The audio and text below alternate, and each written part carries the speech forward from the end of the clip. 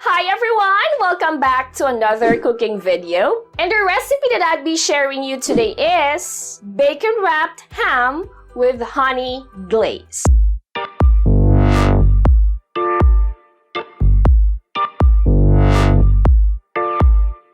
Yes, that's right.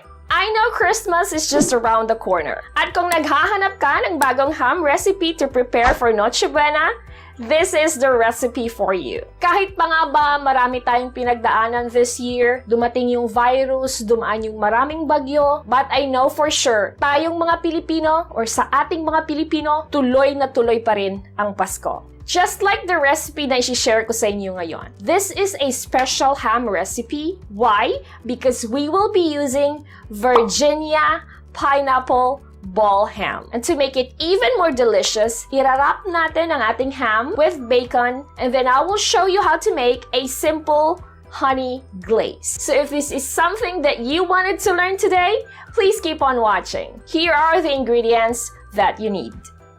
Virginia pineapple ball ham, bacon, honey, sugar, mustard, and cloves powder.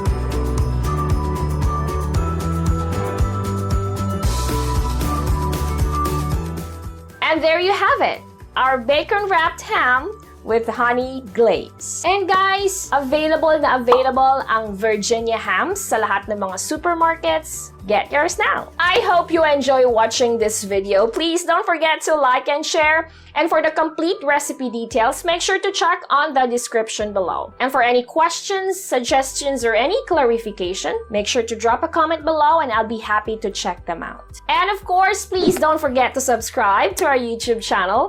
Click on that little bell so you will get notified every time we upload a new video. You can also like and follow us on our Facebook page. We are also on Instagram, Twitter, and Pinterest. And for more recipe ideas just like this, make sure to visit our website, www.delishph.com. Thank you so much for watching and I'll see you on the next video. God bless everyone! Bye!